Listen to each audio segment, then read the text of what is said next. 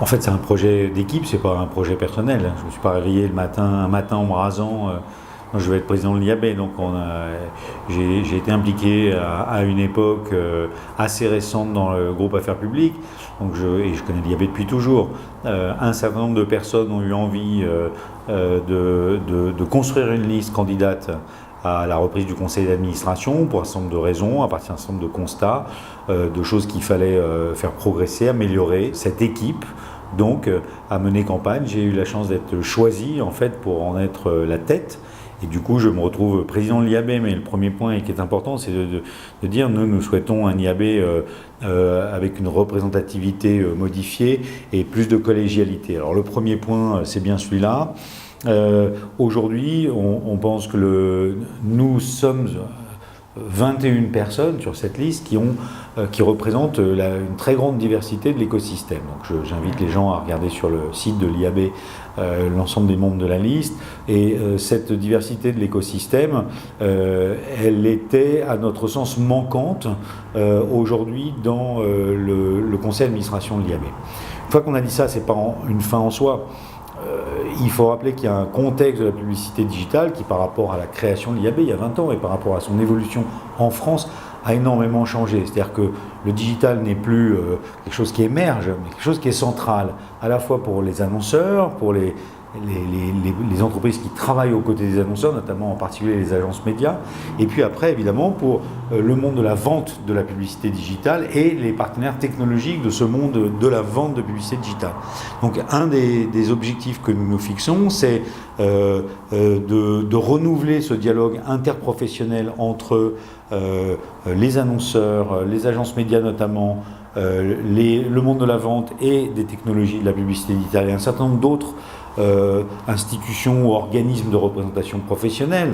On peut citer évidemment le SRI en tout premier lieu, qui a beaucoup de points de proximité avec les entreprises que nous sommes, et puis d'autres, l'IREP, la RPP et un certain nombre d'autres, le CPA. La liste n'est pas exhaustive. Qu'est-ce que ça veut dire renouveler ce dialogue interprofessionnel? Ça veut dire, et c'est le point numéro 1 et peut-être le point le plus discriminant de notre programme par rapport à la liste qui s'est présentée également et qui n'a pas été élue, c'est que nous allons recentrer l'IAB sur le monde de la vente de publicité digitale et des technologies qui y sont associées, de façon à pouvoir avoir un dialogue plus construit, plus cohérent et je pense qui va être plus productif avec notamment l'UDA et l'UDECAM. C'est un objectif de tout le monde. Nous avons tous besoin de confiance dans le monde de la publicité digitale. Cette question de la confiance, elle peut être challengée à certains moments par un certain nombre de sujets tels que la question de la valeur, d'un certain nombre de formats ou de produits de publicité que propose aujourd'hui l'écosystème. La question de la mesure dans cet univers qui est une question importante. L'IAB, dans un réseau international puissant, a une fonction de norme, une fonction normative. Donc notre objectif, c'est de renforcer le poids de l'IAB en France dans cette action qui est une action normative et qui est très importante aujourd'hui pour cette question de la confiance dans l'écosystème vis-à-vis de nos partenaires que peuvent être les annonceurs et les agences notamment.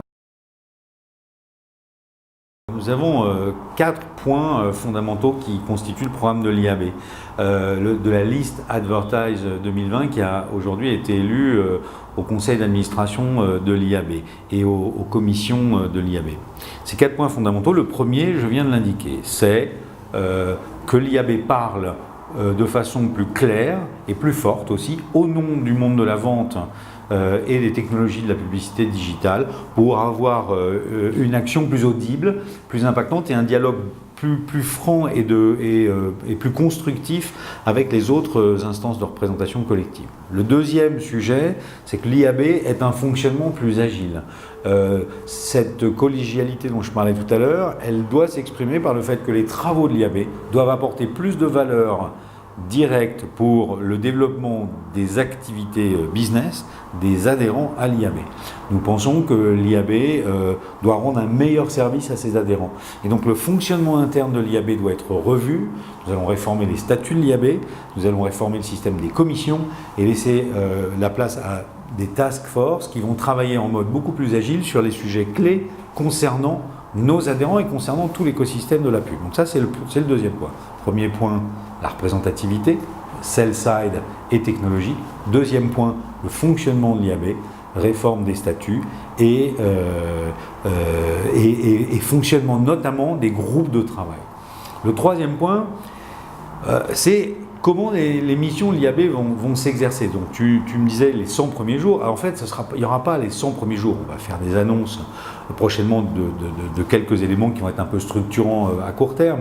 Mais au fond, l'IAB, un mandat de 2 ans pour faire évoluer l'IAB, c'est une trajectoire qui est déjà une ambition forte. Or, qu'est-ce qu'on attend de l'IAB? On attend 3 grandes missions, 3 grandes choses.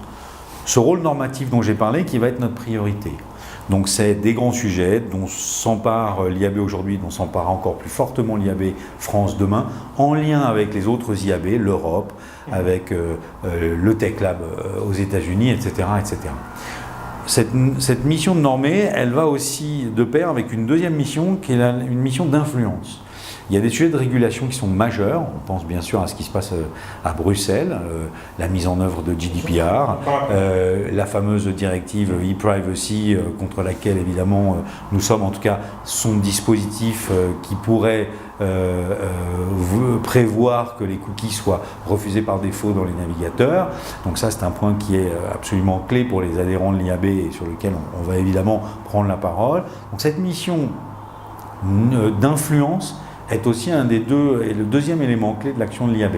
Elle va se décliner sur un certain nombre de travaux et de livrables. Le troisième point, c'est l'animation de l'écosystème de la pub digitale. L'IAB organise un certain nombre d'événements. Il faut que nous ayons, en réalité, notre idée est assez simple. Elle est que l'IAB est un formidable réseau international.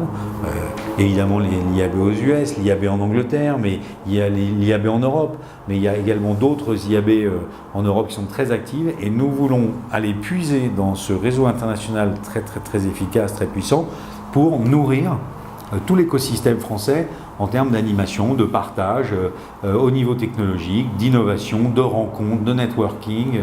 Voilà ce que nous voulons faire. Et puis ça va évidemment dans l'autre sens, qui est la présence de l'IAB France à Bruxelles. Ça, c'est déjà un travail qui était très précis et fait de façon satisfaisante par l'IAB France jusque-là, et qu'on veut encore renforcer. C'est e-privacy. Le bouleversement et la destruction de valeur que représenteraient ces mécanismes envisagés, parce que e-privacy est encore l'objet de discussions nombreuses, d'un décalage dans le temps, beaucoup de gens s'expriment. Le fait de laisser entre les mains des éditeurs, de navigateurs, le droit finalement de vie et de mort sur le cookie, même si on dit que c'est à la main de l'internaute, mais en réalité ça passe quand même par les éditeurs de navigateurs, on les connaît, notamment Microsoft, Apple. Le fait de leur laisser cette clé-là fondamentale de stratégie digitale, notamment pour les entreprises de l'économie traditionnelle qui sont en transformation digitale, pour nous, c'est pas la question, c'est pas tant la question seulement de la technologie, l'entreprise à laquelle j'appartiens moi, et de tous les autres entreprises de tech adhérentes à l'IAB, ou celle des éditeurs, des publishers qui sont adhérents à l'IAB. Bien sûr, nos entreprises seraient profondément et parfois irrémédiablement impactées par une telle réglementation. Mais c'est derrière les gens pour qui nous travaillons, les gens qui sont nos partenaires. Nous sommes les partenaires des annonceurs, les médias sont les partenaires des annonceurs. Les annonceurs ont besoin de réussir dans le digital ce qu'ils faisaient autrefois. Cette transformation digitale, elle passe par le monde du cookie. Donner les clés de cette appropriation de la data et de la stratégie, des stratégies de ce type, donner les clés de cette façon-là à des acteurs technologiques mondiaux, pour nous semble être quelque chose d'une immense gravité.